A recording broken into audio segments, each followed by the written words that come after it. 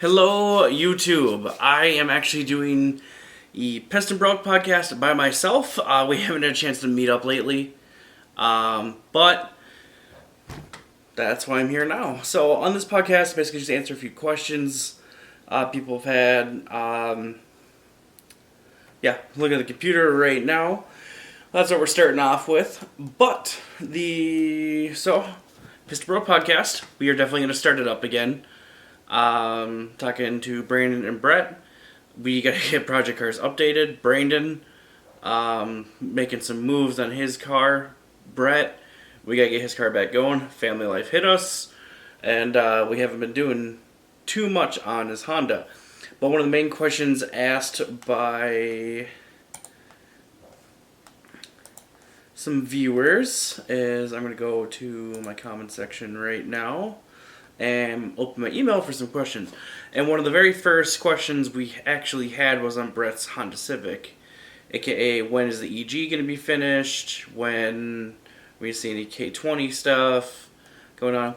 And truth is, soon. I haven't filmed anything on it, but we installed a bolt-in roll cage to Brett's car. It was fun. We didn't film it, but now we have filmed some other stuff, but we need to remove his roll cage for me to get some wiring done on his car. So I'll get the K20 in, and then we are going to bypass the immobilizer and go from there. So that is one thing on the docket. Another user here requested... Sorry. My computer has just locked up because technology is great. So... one question today is I posted pictures on my Instagram of the C8 reveal, the Corvette reveal, big news for GM, mid-engine Corvette, if you haven't seen it. It's been all over the car news, check it out. What do I think of the mid-engine Corvette? I feel it's a great step for GM to take. A lot of people think GM haven't, the ZR1 Corvette it's pretty cool, some cool technology, having direct injection and port injection for extra fueling and boost purposes and all that stuff that aftermarket high horsepower applications are already doing. To see it in a production car, even cooler. Now, I don't really have any specs on the engine. I didn't stay up all night for the reveal, and I didn't look at anything in the morning. I probably should have. Sorry for the yawn there, but I didn't.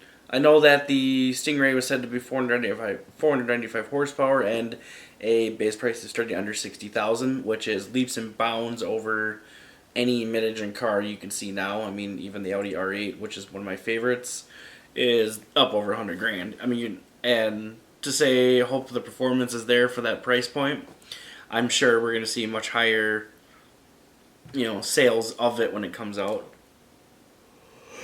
Sorry for my yawns.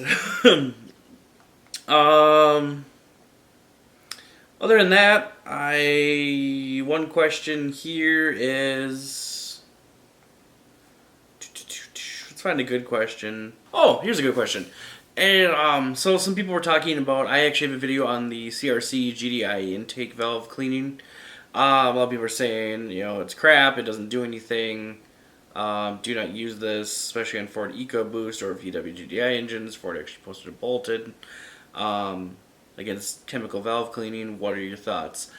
Ford has not posted a bolted against chemical valve cleaning. They actually have a service to provide of a GDI cleaning, and it is necessary. It needs to work. In severe cases, if there is so much, it can come off the valve and get stuck in the piston rings or start grooving. But as long as you're doing the service, it has not really been that high. And yeah. So my thoughts on it is it's necessary. I'm actually going to be doing a video series on the CRC intake cleaner on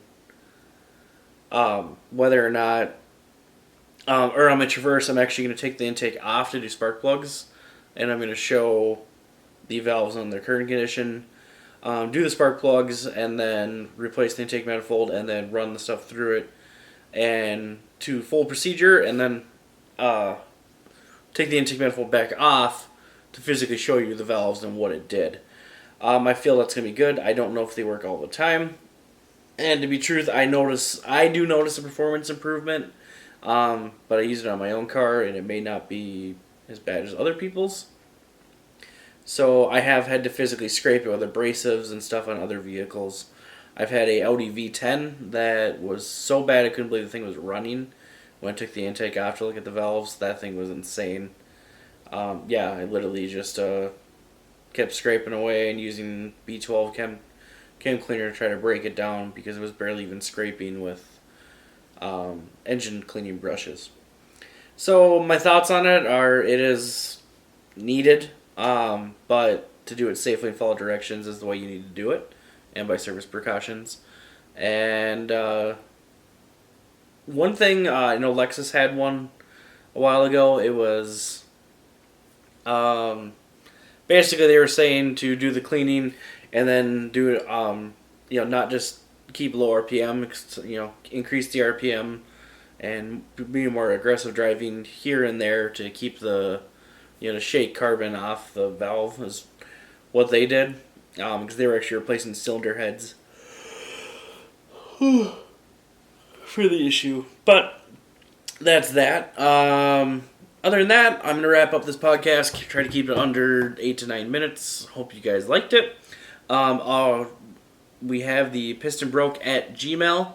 You can send pictures, anything you want to see, and we will be doing updates on stuff on this podcast. And yeah, short podcast episode. We'll call it a podcast mini episode.